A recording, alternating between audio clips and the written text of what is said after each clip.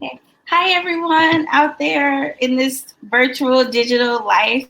I'm Raven Stubbs with Women and Children First. We're one of 3 remaining feminist bookstores in the U.S. that is fully owned and operated by women, which we're incredibly proud of. We want to welcome all of you to this virtual event the same way we would in our store, which is by having a moment for land acknowledgement. Our bookstore stands on occupied and unceded territory of the Peoria, the Potawatomi, Miami, and Sioux people. We encourage you to learn more about land acknowledgement and about the rightful owner of the land where you are viewing tonight's event at native-land.ca. We'll include that link in our little chat box later so that if you are interested, you can definitely follow up on that. Thank you. If you haven't already purchased tonight's book, Anodyne, you can do so by stopping by the store. We're open Tuesday through Friday, 12 to 6 p.m. in order to be able to shop. We're also open Saturday through Sunday at 11 a.m. to 6 p.m. You can also use our online website to purchase the book, as well as to see what other virtual events we have coming up. For example, next week on the 25th, we'll have a virtual book launch with Michelle Moreno, author of Like Love. And then lastly, to purchase the book, you can hit that button down there at the bottom of your screen. There's a green button that says buy the books. If you hit that, it'll take you to our website where you can purchase the book directly. Now, for our event tonight. We are super excited to have Khadijah Queen and Elisa Gabbert with us. I'll introduce them and then turn the floor over to them. At any point during their conversation, please feel free to ask any question you have for our panelists by using the chat bar. And that's a bar that says ask a question. So feel free to use that throughout tonight's talk. So, Anodyne, it is captivating. In my preparing for this event tonight, I found myself shifting from obligatory reading, because I was like, you got to read it if you're going to do the introduction. And I found myself shifting from that obligatory reading to just indulgent and compensating. I was hooked from the how do I tell him that I'm tired in the Of All Things poem. And then I was emotional by the I wish I learned to take better care from the self-titled piece, Anodyne. This book has the range. Okay, so for all the girls out here, this book and this poetry has definitely got so much depth, and each one travels across different situations that anyone can find themselves in, and the authenticity and the stillness of those moments that you've probably been through, but reading it on the page, it's like, oh my God, that was a moment. Again, this book has got the range. So just to go ahead and jump into our bio so that we can get into our conversation. So Khadijah Queen is the author of Conduit, Black Peculiar, Feel for Beloved, and I'm So Fine. Khadijah is a finalist for the National Poetry Series and the CLMP Firecracker Award in Fiction. She is an assistant professor of creative writing at the University of Colorado at Boulder and serves as core faculty for the low residency Mile High MFA program at Regis University. Elisa Gabbert is the author of 5 collections of poetry, essays, and criticism, the Unreality of Memory and Other Essays, The Self-Unstable, and The French Exit. She writes a regular poetry column for the New York Times, and her work has appeared in Harper's, the New York Times Magazine, the New York Review of Books, the London Review of Books, A Public Space, the Paris Review Daily, American Poetry Review, the New England Review, the Yale Review, and many other reviews.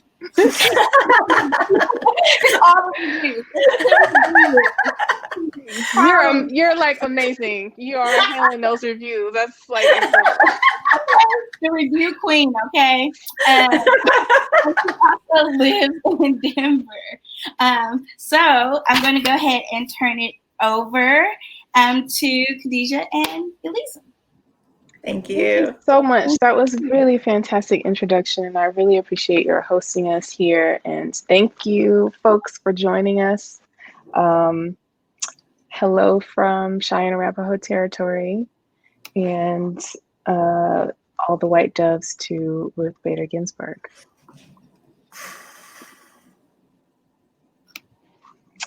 I had planned to read some light poems, like the poems that are lighter weight. But it doesn't seem like that's the mood right now. So I'm just gonna read the sad girl poems, and maybe if I start to feel like I can float again, then I'll go back to those. I'm still like, it's like with the Zoom thing, I'm like looking at myself on here. I just got my hair done. My hairdresser is trying to transition me back to my gray hair, all this situation. So she's bleaching it. I've never had this color in front of my face. It's tripping me out. So I'm gonna try to look at Lisa instead of myself. So let me just start instead of chit-chatting. In the event of an apocalypse, be ready to die.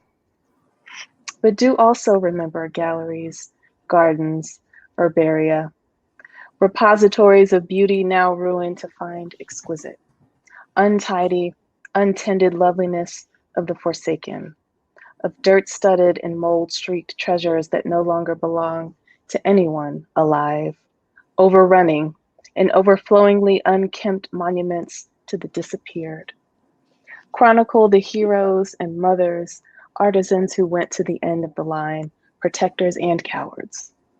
Remember when pain was not to be seen or looked at, but institutionalized, invisible, unspoken, transformed but not really transformed, covered up with made-up valor or resilience. Some people are not worth saving, no one wants to say, but they say it in judgment. They say it in looking away.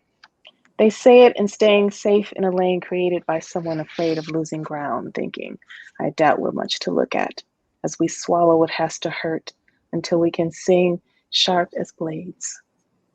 Aiming for the sensational as we settle for the ordinary, avoiding evidence of suffering at all costs, and reach clone-like into the ground as aspen roots, or slide feet first down a soft slope, wet, cold, but the faith to fall toward the unseen, the bleak of most memory, call it elusive.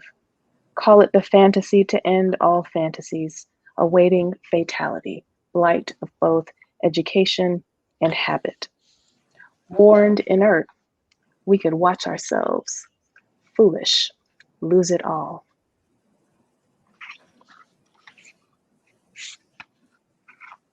Erosion. 10 million years casts any movement as given. Grand Mesa, prone to rock slide, but craters at Dotsero stay young. Once, lava flow took a mile of highway, stretched out its red heat and black smoke rising gray to white, no lake, crawling baby of magma and water.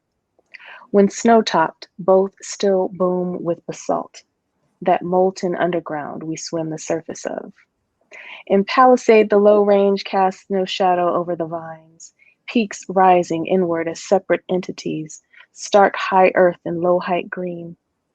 Road dust cradles the ground. I go there with a friend. A drink in the evening becomes too laughter than a free confession overlooking lavender fields, man-made, another desert verdanted, in which one person admits they're precious enough to hide. The night brings out hunters, intoning survival in that shadow, blink of life in swallow and vapor, body ever in revolt, a red centimeter of a mouth asking what else.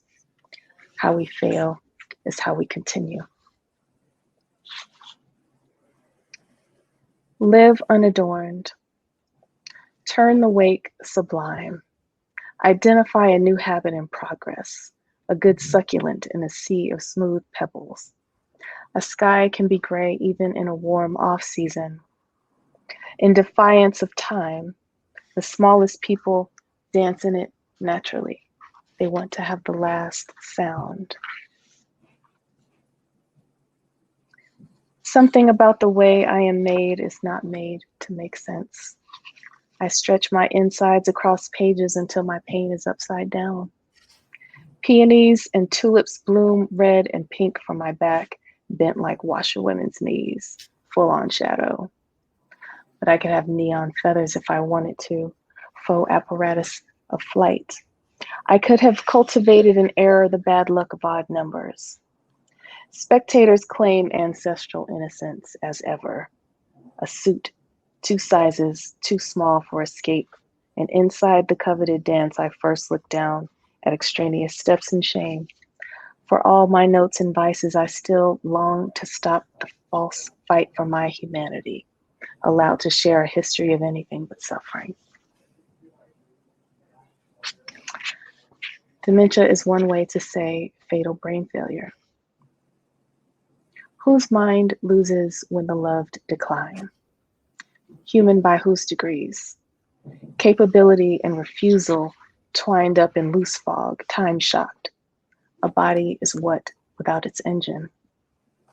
How do I let go of my mother before she is gone? Predator grief doesn't watch, yellow-eyed, from hidden grasses like a real apex. We slow feed that wraith, viscera.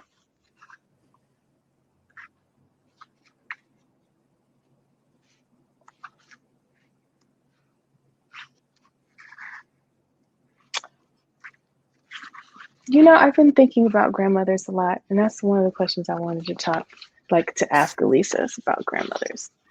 I haven't talked to my grandmother in a little while. She's 100 and lives in Connecticut. And I haven't talked to her in like a couple of months. So I'm a little worried. So I'm going to read this poem about my grandma. Doris is her name. Bamboo shoots on my grandmother's side path grow denser every year they're harvested for nuisance. Breezes peel blush and white petals from her magnolia, lacing unruly roots in the spring grass. For 9 decades, she has seen every season stretch out of shape. This past Connecticut winter slow to relinquish cold.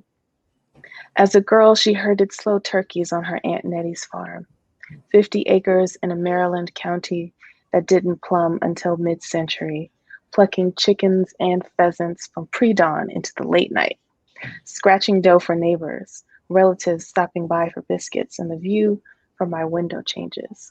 It's Mother's Day, and I'd always disbelieved permanence, newness, a habit, change, an addiction.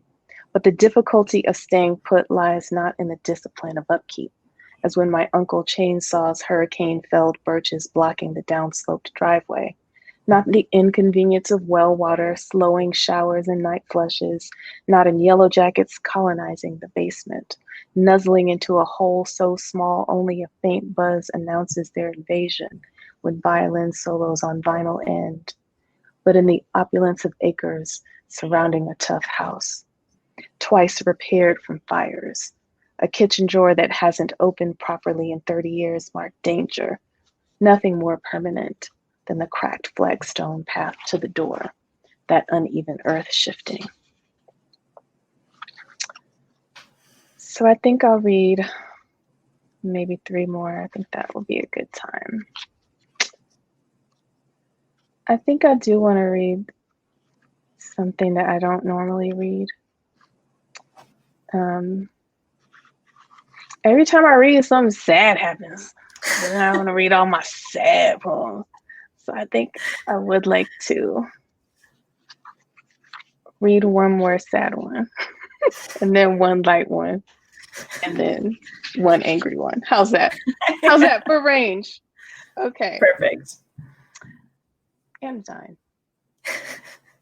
I wish I'd learned to take better care, as if this world tried to love me, a body I used up on hard ground, flowsy and sop-studded, misplacing words I keep to settle for pain. Pitch breaks in, body leaning into quiet I couldn't ask for, what I needed and thought I couldn't afford. A shun undone, a hush, a shudder through thin fascicles of flesh and flimsy bone, walkward in a lost idiom. Are we on a heartway? We could pretend. Calculate how immaculate hardship covets itself. Acts like it aches for more. New Jersey Transit Passenger Ode. On the way home from the MoMA, I decide I want those blue patent leather peep-toe stilettos and hardback Japanese novel with silver bookmark scissored dead center. I want vegetarian gumbo. I want snapper and trout blackened on the spit. I want feet that don't swell and veins that don't threaten varicosity. I want that lean man to kiss me on the back of the neck and smile when he whispers so I can feel what he means between breaths, the truth of all performance. I want that heiress ease minus the trickle down. I want to clear the Lincoln Tunnel shit. I want 24-hour service to be unnecessary. I want to sleep at night. And when I do, I want dreams like the one last April. My family all lived in the same place long enough to grow daffodils and safe babies. I want to know who's walking toward them on the street. I want a real salve, a cool, wet cloth and jasmine tea. I want to bow down with my arms breaking earth until it grows more delicious than shaved dimes between my grandmother's teeth.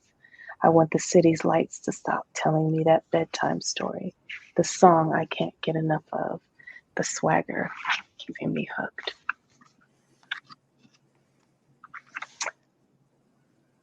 Do we have time for one more? It's like really long. Should I put one more? Okay. Yes. All right. Double life. Last night, I split a bottle plus a glass of white. A clear Cali solve that first woke me, then put me to sleep. In between bites of poblano soup and spicy slaw on bootleg street tacos. Are you noticing a food theme? Maybe I'm hungry. Spicy slaw on bootleg street tacos. We ran off each random white man who thought he could eat in our silence with our crass laughter and endless sentences about oppression and work life and bloodstreams, ours and others. And who did they think could escape now? Collision of fear and brazenness clapping together in historical play across the moving planet. Erica says, a woman named Chocoletta saved her from boss-led persecution, and I say or think something like, her mother had vision, and the power in a Black woman's name saves us all. Hungover and overworked this morning, I get my tax bill. Doubled my income last year, so double too. I wish I could pull a Thoreau, but I'm only 41.8% white. If only I could just be chased off a bar stool at the Hornet on Broadway after eating a plate of fake nachos and drinking a warm Pilsner. Instead, I fear the end of a chase ending in blood. Mine or someone's I love, and I love us all, and so many of my white friends know how to help ease my way out of wreck. I show up at the university in bold new professor leather and tweed, elbow patched, and afraid I'll learn to pontificate too much by default, or tell too much truth, or be much too Black to be trusted. I notice one of my white male students leaves the room every time we talk about race. My therapist tells me I should put things like that in the container I made up for what I can't control, and I do. This job isn't writing at all, and I'm burning too fast and afraid to combust and afraid I won't. For dessert, we split peach cobbler topped with vanilla ice cream. I don't eat dairy, so she spooned it up, and I basked in the warm sugar and fruit and surprise of caramel crisscrossed on the just right crust, remembering my grandmother. This is my other grandma. It's my mama's mama. Remembering my grandmother and the smell of nutmeg and cinnamon in her kitchen. Fresh peaches simmering in syrup in an old pot on the gas stove, her fingers pinching quick dough, remembering her permanent frown as a pair of mirrored crescents between her eyes, the map of lines on her forehead, and as we speak, I'm inheriting the furrows earned rightfully by crones. If you do it quickly, Grandma Ovetta said, you can heal burns without leaving a scar. Smooth your injured skin, then peel and cut a potato in two and hold each rinsed half to the heated flame until the potato turns black. Repeat until it looks like nothing ever happened. Uncle Sugar Pie raised her and her sisters in Michigan because white men lynched her father in Alabama and threatened her uncle with death if he didn't leave too. They took my great-grandfather's store and land and home, and Uncle Sugar Pie was a nice man, but rocked on his front porch chair with a shotgun if he saw any white men walking the neighborhood trying to sell any damn thing. What else can we do for protection? I think about that in the ecstasy of a sweet peach and irony of death and theft on indigenous land and the violence of language in every space I enter. And I think I'm losing everything but my mind. Certainly am paying for the trouble, and we split all that liquor, so now our whispers need to get loud. Yes, now you have to listen or move the hell out of the way. Yes. Thank y'all. I love the sad girl poems. And I needed those tonight, so I'm glad you read those. Thank you. Yeah, and I love that line, how we fail is how we continue. That's giving me strength. I'm glad. Okay, I think all my poems are sad girl poems these days. Sweet. So I'm gonna read some sad stuff too, just a few, some new things. This one's called The Idea of Beginning. My brother knows how to make a chair from the little wire cage on a bottle of champagne.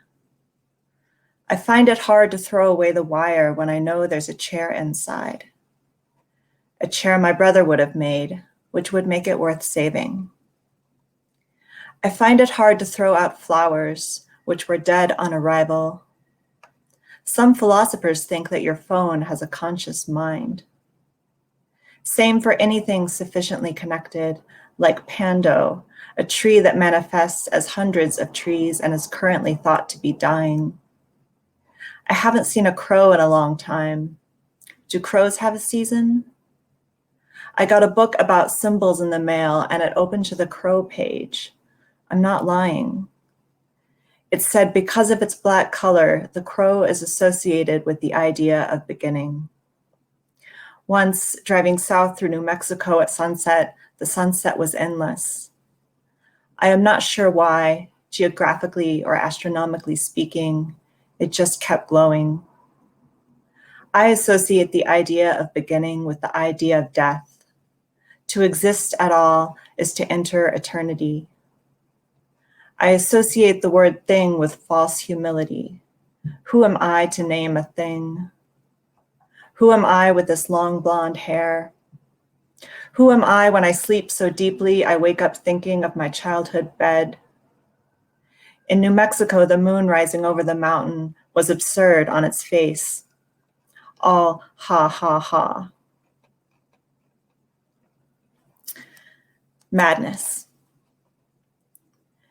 It's not my hands that are shaking. It's my mind. Cut off my head. That's where the pain lies. Mishima believes sincerity was found in the entrails. This must be a mistranslation. I think he meant reality. Hope is the dark part of morning, the trees and not the sky behind, a glimmer without a color. Most people want justice, but in absence of justice, they will take vengeance. As if dying was peak existence. We called it sweet in the cherry season of history. Random assignment. It seems to want to rain, but can't. It fades to pink. An argument. Relinquish the dream. You can't ever get what you want. You can't please any of the people, any of the time. Time just lies there, not fast or slow, any more than a line. I wonder if the very small ants are afraid of the big ants, if they ever cross paths. I wonder if happiness is ethical. I'd like to do it all again, in silence now, in darkness, a wasp in a fig. Dramedy. Did you know when unemployment is high, there's a sharp decline in fatal accidents? Did you know tobacco itself is radioactive? Who do I think I'm talking to? No one with a face, with dahlias for eyes, a train tunnel mouth. Write the image out. A new one appears, black asterisks on a field of white. When I'm suffering, I don't ask for help. I'm afraid they'll come and try to take my pain away. Concentrate now on the passage of time. There is no normal rate. It takes as long as it takes. You might recognize like references to Denver weather in some of these. Khadijah. This is my last poem. It's called When It's Hot, It Snows. There's a hole in your nightmare you could fall down, a trap door, an old well. Don't go there. Say any word with the inflection of a spell. This turns off your power. You have no more wishes. You're in the just past, a figure of history. It makes you significant. You know how you die. Can you smoke cigarettes? Can you make choices? You're a beautiful woman in a black and white photo, forever, answering a rotary phone. Okay. Whew. Where did all the crows go? There's more, right? Like, I'm just waiting for more because I'm like writing down all these questions. No, I'm going to ask you some questions now, unless you want to talk about grandmothers for a little while first. I would love to talk about grandmothers. I think, can I ask you first? I wanted to ask, I think a lot about the relationship of grandmothers to knowledge and clarity, because I feel like my grandmother was so efficient with their information and that it was so useful for the most part. I know not everybody's grandmas are like that, but the one on my mom's side had 12 children, so she didn't have time for nothing. And the other one, the one that's 100 is from New England, so she's very crisp. Yeah. So I just wonder what you think about that, like the relationship of grandmothers to knowledge and clarity. Oh God, I'm glad you asked that. Nobody ever asked me that. Both of my grandmothers are dead, unfortunately. And like in the past 4 or 5 years, I've missed them more than ever because, I definitely don't think that I really appreciated them as much as I could have while they were alive. And like, God, I would love that source of wisdom in my life right now. Just perspective and wisdom. And what I really wish is that, so like I think about, sort of when my maternal grandmother, who's the one that I was closest to, she lived longer. She died when I was in college. So like when I think of her as like prime grandmother age, like 70, which is how old my mother is now, like what if I could spend time with her at that age? But like I'm the age I am now instead of a child. You know what I mean? Like what if she was my mother's age and I could interact with her with that amount of distance, like just a generation? That would be so amazing. We would talk about completely different things. I know. I mean, I feel like I grieve that because my mom's mom died when I was 19. So I didn't really get to spend that time with her, either. Yeah.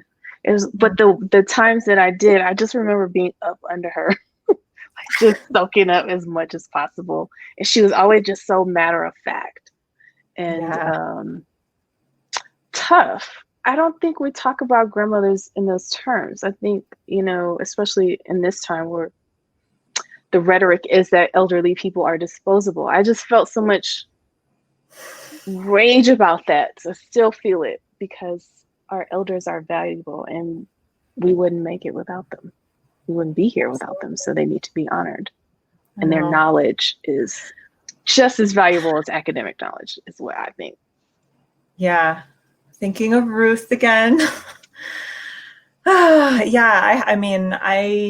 haven't seen my parents this year. I'm afraid to see them because my My mother is in fragile health, and she has an immune condition and a lung condition and a heart condition. And yeah, I couldn't live with myself if I knew that I had somehow exposed her to the virus. So yeah, it's like a tragedy of its own scale.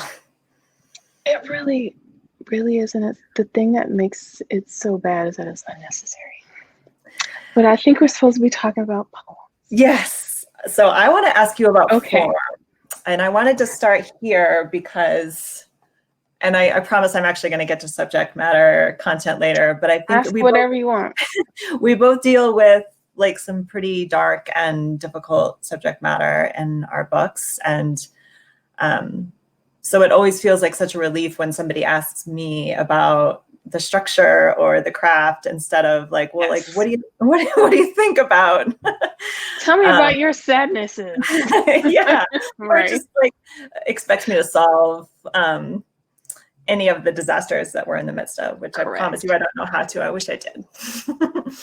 So you, I think, are very adventurous with form. And I'm thinking like across all of your poetry books. Of course, some of them are in prose. There's some like absurdist theater. And there's Sistina's, and this book in particular, I'm really interested in these grid poems, which I know they're kind of after the poet Mark McMorris. Do I have that right? Yeah. I wasn't familiar with his work, but I looked him up. I think those in particular are really interesting. So I would love to hear kind of what do you feel you're able to achieve with that, like that sort of more visual form versus just a regular poem? And also, do you kind of work in one form for a while? Like, do you spend weeks or months kind of working over the way that some people write a lot of sonnets, or do you kind of start anew every time? Is it like you're inventing the form for each poem every time you write? That is a great question. And I definitely don't have a pattern or a formula at first. So then once I have the poem, then I try to find the right container. Although for this book, I felt like I wanted to be a little disobedient because we're all taught in our MFA programs that we're not supposed to, write after poets or write Ars Poetica or like whatever. And so I was just like, I'm going to do as much of it as possible. So I am adventurous with form and I enjoy that. That's fun for me. I'm always interested in pushing the envelope in terms of how a work can, and like which parts of the poem might connect with the reader. Is it going to be the shape? Is it going to be the images? Is it going to be the sounds? So I'm always like trying to, be a little bit like difficult on purpose. It feels like composition to me is not just personal, but it's also like an invitation for me. Like, how can I make something that interests me beyond a straightforward narrative meaning? How can I look at it compositionally? Because I'm an art school dropout. So I think about composition a lot when it comes to form.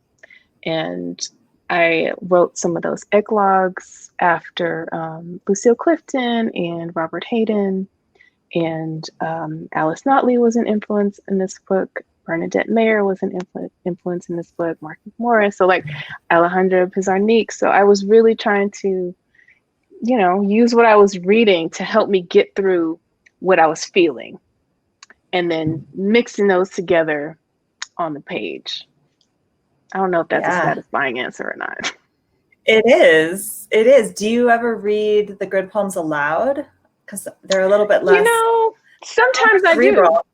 Yeah. It depends on the audience. If I feel like, they might be into it, then I do. Or if I feel like I want to, like if I'm in the mood to like. I want to just in case. Do you want me to read a grid poem? Doesn't have this book, fools. I just want to show what they look like. So there's like a grid of squares, and the words are in the squares. And what I like about I like the sort of indeterminacy of it. Feels like you could kind of read them like down the columns or across. Mm-hmm. That's what I enjoy about it. I like multiplicity of meaning.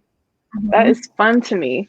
And what I loved about Mark McMorris is that he he had like drawings in there.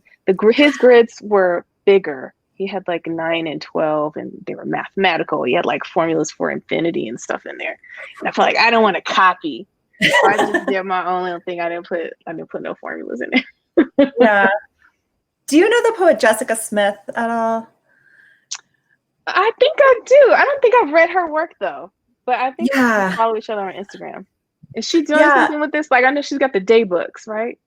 Yeah, back when I lived in New England, I would sometimes see her at readings, and she was very interested in visual poetry. And I saw her at this reading once where she actually had a big projector behind her, and the poems were projected behind her while she read.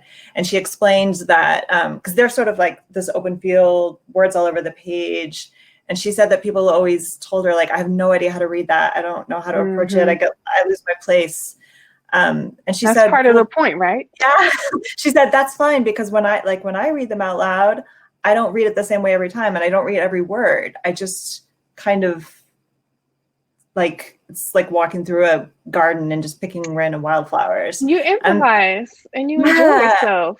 It blew my mind, actually, because I had always been sort of intimidated by her poetry, and I was just like, oh, that's how I'm supposed to read it. It was amazing. But so yeah, now whenever I see like poetry that kind of verges on visual poetry, I always think about that, and that's awesome. And like feeling like I have those options. You know, one of my professors at DU, Rachel Feder, when we were reading a text that nobody wanted to read, she said, you can just, it was around Halloween. She said, you can just go trick-or-treating in the text. That's Pick great. the treats you want, throw the crappy ones in the trash. That's great. So you can go trick-or-treating in a text, and it still holds value. Every single thing doesn't have to be exactly perfect, right? I love the idea of messiness and imprecision that is strategic. So because the messiness is the point. Yes, I've been obsessed with that idea. That's actually what I wrote about in my last poetry column, was poets that I think are like specifically and purposely using messiness as strategy and as a technique for like very specific effects. And yeah, I love that. That's totally my thing. And I love texts that sort of encourage you to just kind of break the reading process, like not read it cover to cover, front to back. Yeah, it's like music. You don't always listen to the whole thing all the way through. You skip around, you find your favorites, then you re-encounter something that you ignored years ago, and you're like, oh, this song is dope.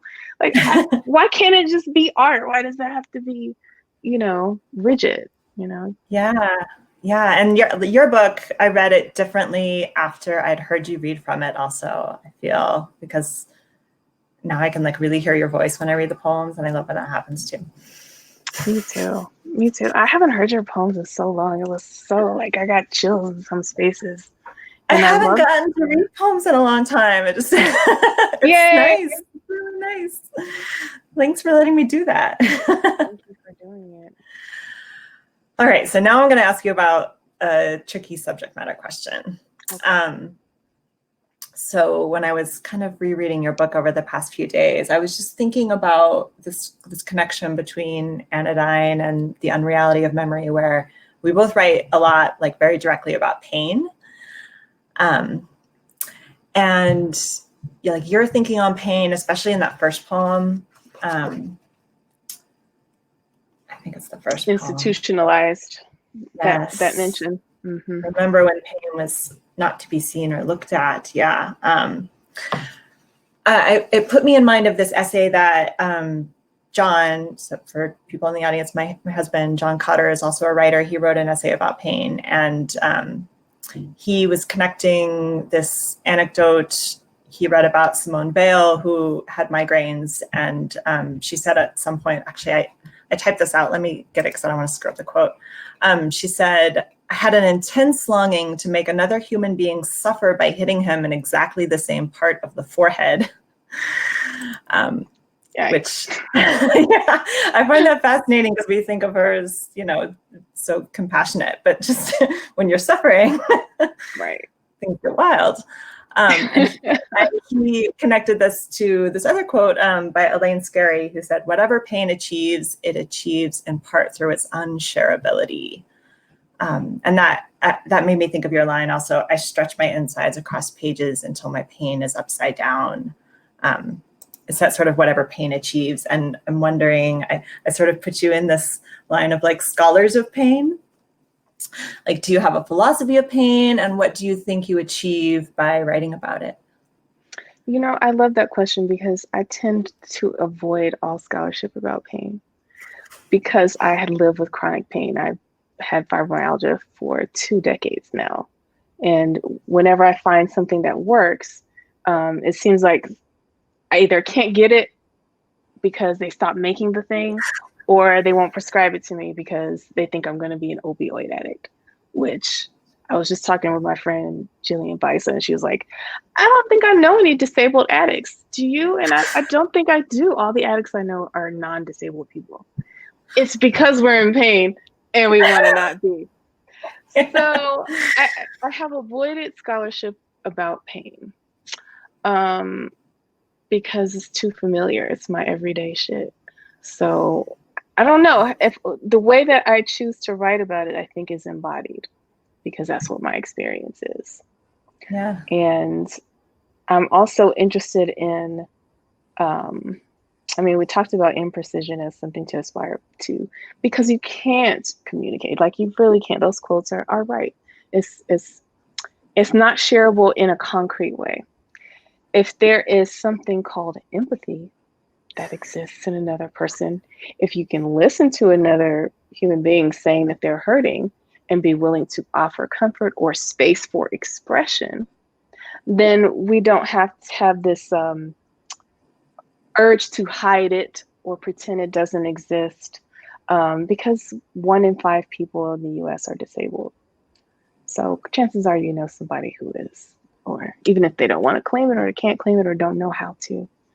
I don't know if I had a point. I feel like I'm rambling, but I think that talking about it is important since we don't talk about it. I certainly didn't for a very long time. I didn't complain. I let the condition fester for a long time until I couldn't go on. Yeah. It's like this constant relearning how to talk about it. Yeah. No, and I find all that very powerful. So John is also disabled, and of course, you know that when you're in public, you have to kind of hide it and you try to be so strong, and that is just so exhausting. And then you have to kind of take all your pain home and just live with it in your private space. And what do we lose as a culture when we are pretending, when everybody's pretending to be something that they're not? I think we lose out on that authenticity that Raven mentioned. I think we miss out on a space of connection with one another. Because when you do disclose, sometimes people say stupid shit to you. Or they dismiss it, yeah. Right? You have to be careful who you disclose to. Oh, very. The type of person that doesn't give a fuck and you like arguing. Yeah. And someone will try to tell you that, whatever, you should do yoga. Oh my fucking God. Yeah, it's maddening. Yeah. I've done yoga since I was 3, by the way. Still got that row. And I think like recently, with everybody kind of always being in a miserable mood, rightfully, like I'm kind of trying to just embrace that and not like say I'm fine if I'm not fine. And whenever people say to me like, oh, like I can't really complain, I guess, like I'm alive, I'm healthy. I'm often like, you can complain. Like, I encourage you, complain. I actually would love to hear somebody complain. Like, I love that. Like, your year has been ruined. Go ahead, complain. Like, why do we have to be so positive? Do you have a complaint crew? Yeah, I think that's important. Drop your complaints in the chat. I'm here for them. Please give us your complaints. Yeah. And I should say, ask a question if you want to ask a question. Right. I know we can't hug. It's Trump's fault. I hate it here. The absolute worst. I see our friend Erin Rose, when she left Denver, I couldn't hug her, and it was so heartbreaking. Chronic dry eye. Yes, it's it's all kind of shit, right? Especially because you're staring at the Zooms all damn day, God, right? yeah. Headaches. Oh my God. I get these headaches right in the back of my skull. It's just right there. I wasn't gonna say anything because I don't really say anything, but I don't complain. But I went to the ER last night because I had a pain in my side. So now I found out I have something going on with my liver that I have to go get checked out. Isn't that fun? No, not your liver. You need your liver. They thought it was my gallbladder, so they did the ultrasound. So now it's my liver. There's some kind of something on it. That's Super horrifying. fun. I'm so sorry. Oh God. Going to the ER right now is so extra scary too. I had a face shield. I had a whole bag of supplies because I'm taking care of my mom, who has 30% lung function. So I had my gloves on, I have my mask on, I have my face shield on, and here we are. Wow. I hope your liver. Thank you. It's probably just a benign little growth. It's nothing. I hope it's nothing. Yeah. So while I'm waiting for our audience to ask some questions, I have something. This is kind of complicated. This is a long, complicated question. I love it. Yeah. So something that's been happening to me a lot, our books came out around the same time. We've both been doing events and interviews and things. And a lot of people have said to me like, oh, what's it like you wrote this book about disasters and now we're living in all these disasters. Like, what's that like? And for me, I'm always like, well, there were a bunch of disasters happening when I started the book too. Like I've been writing it over the past 4 years and like, sure, they're worse now because things have been getting worse, but they were also really bad. Like 4 years ago, like I was writing it in the midst of disaster. And your book similarly deals a lot with, aside from sort of general disaster living and the apocalypse, like police violence and brutality. And this year there was definitely a big uprising, more widespread protests than ever before related to police violence. And of course, that was happening when you were writing the book as well. It just wasn't quite as visible for whatever reason. But I wonder, like, have you been getting asked about that? And do you feel like people are reading your book differently because of all this recent attention on the Black Lives Matter movement? I'm glad you asked that question because I was on the radio with Canadian broadcast radio. And I forgot they were going to ask me about it because we did the rehearsal. When you do a radio show, they rehearse you because you're live. Oh, yeah. Oh, wow. Yeah. I've never done that. Wow. Mm-hmm. So I forgot that she was going to ask me about police violence. And the way that she asked me was different than the rehearsal. And it was about that poem about my brother because my brother was killed by the police in 1977. So it's so old to me. And it's, it's connected, of course, to slavery and to the failure of Reconstruction and white supremacy, just like it is now. It always has been. So what I really wanted to do was to point out that we shouldn't be surprised because it's working the way it's supposed to. And that's not new. I don't necessarily like talking about it because then I mentioned, one of the people who died here in Colorado, and I can't say his name because I will cry. Still can't say his name or I'll cry.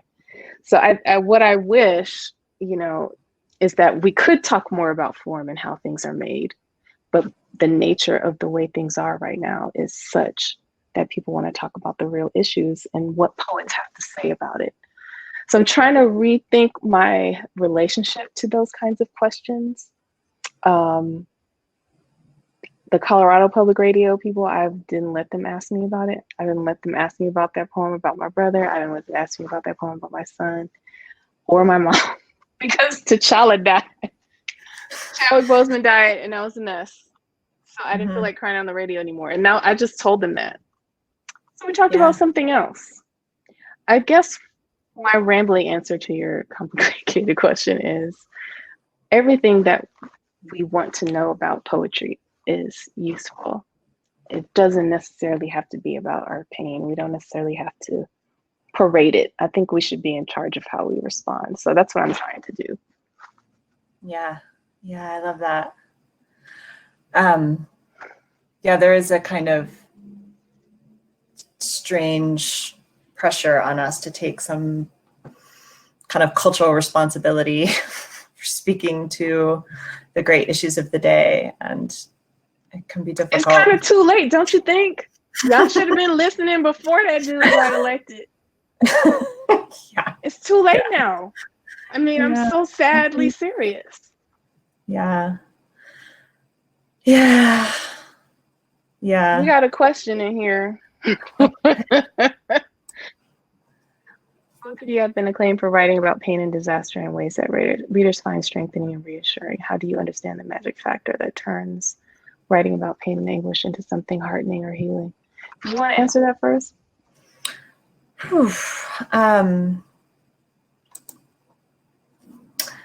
I've been very surprised that it's been sort of a theme in the responses when people tell me about how they felt reading my book. They often say, I found it oddly comforting or oddly soothing. And that's not something I necessarily set out to do on purpose, but I think it's because I really tried not to be emotional. And like sensational. Like I didn't want to sensationalize anything that's happening. I wanted to put it in the perspective of, well, kind of like you said, like most of what's happening isn't really surprising. Like it's all happened before in the past, and we did nothing to prevent it from happening again. So of course it's happening again. And it feels really bad to us because we're living through it, but often the versions of it that occurred in the past were actually worse.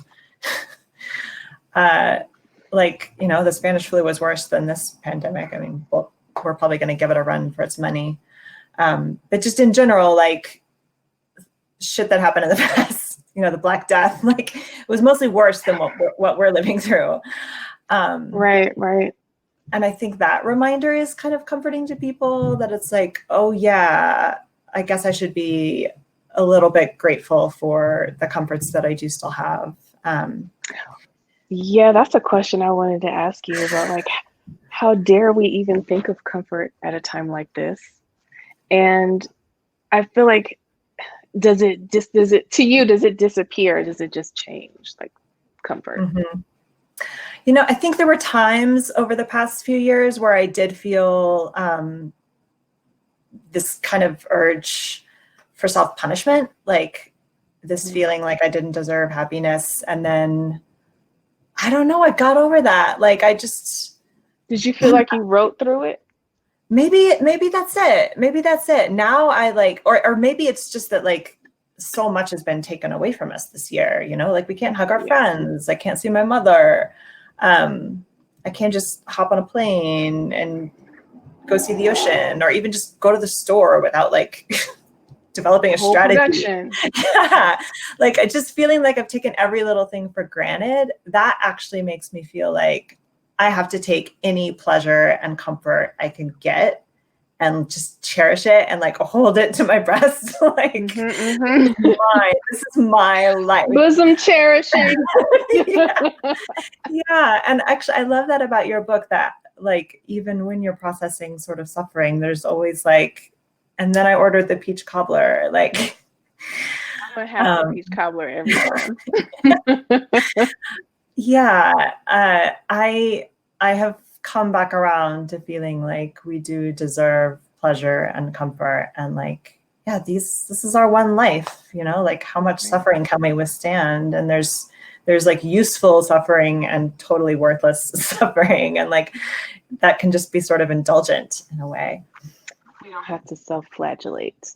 Instead of doing that, we could offer comfort to someone else. Yes. Yeah. Whenever I think writing does that. Mm-hmm.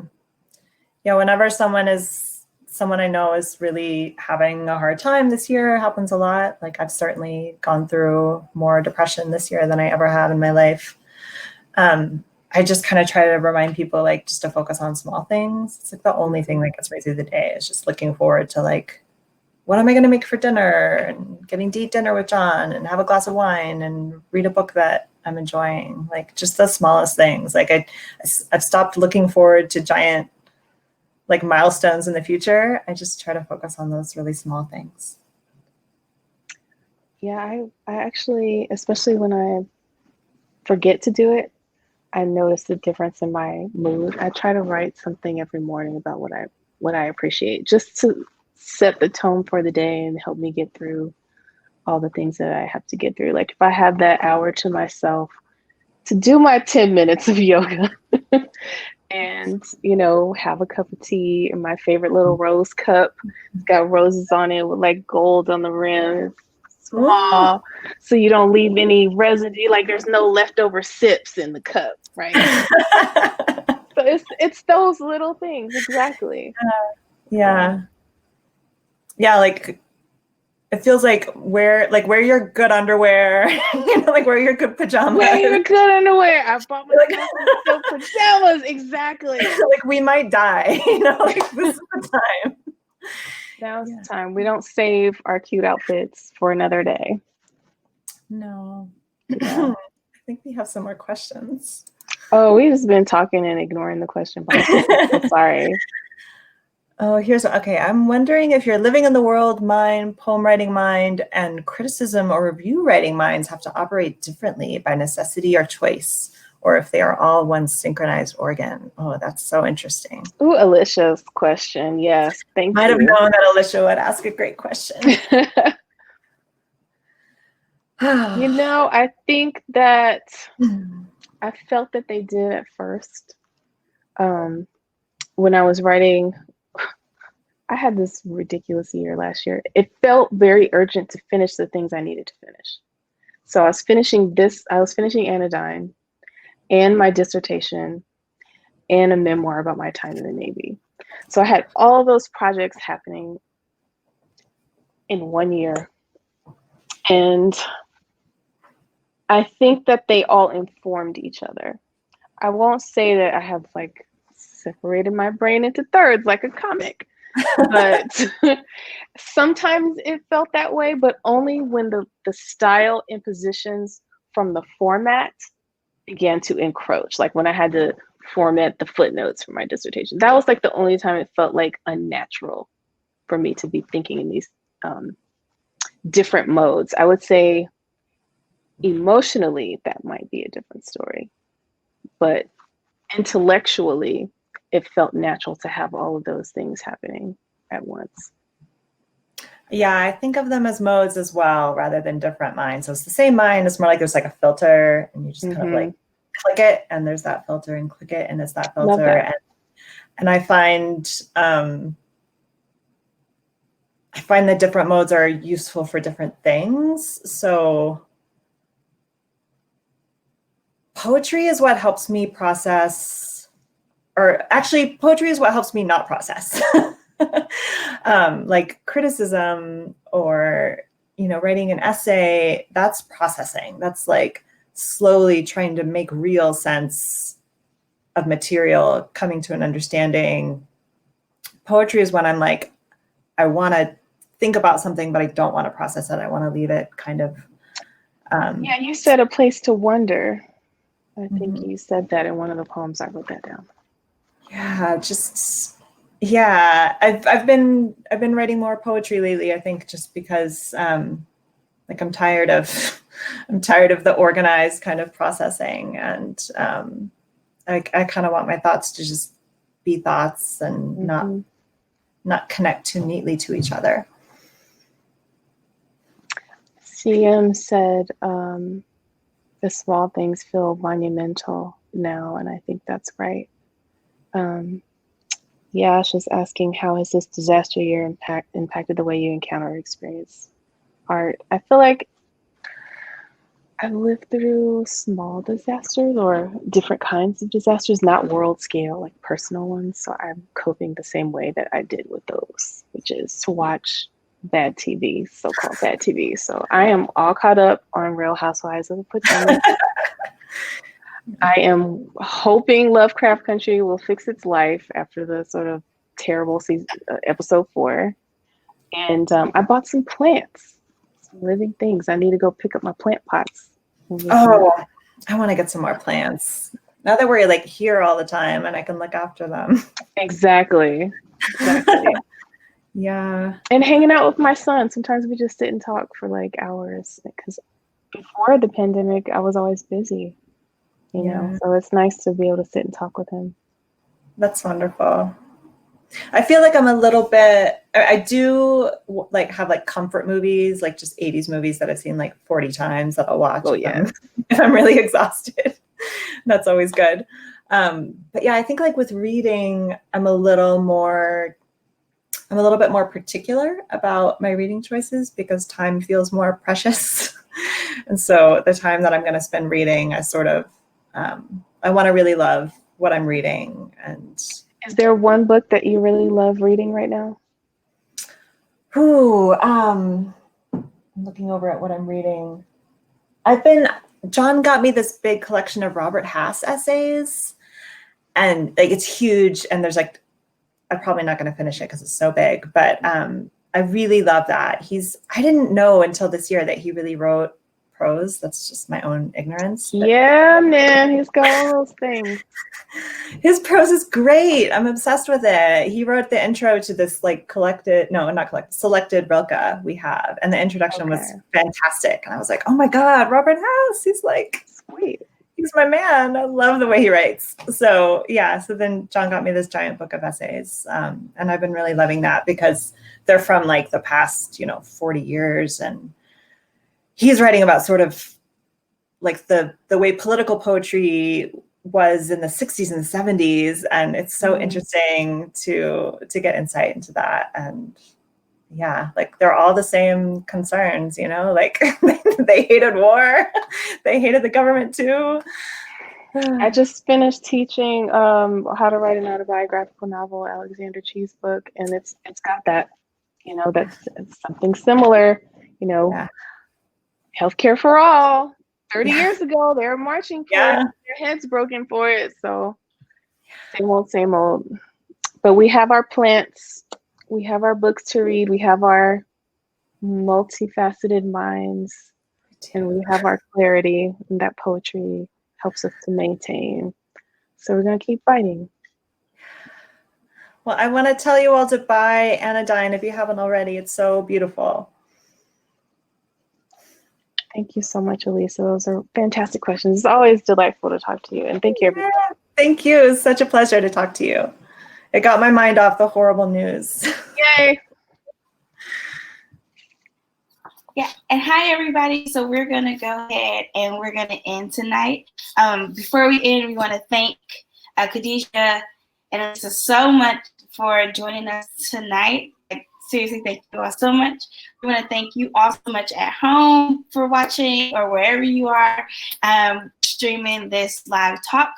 Additionally, again, if you have not purchased the book, this is your opportunity to hit that buy the books icon at the bottom of your screen.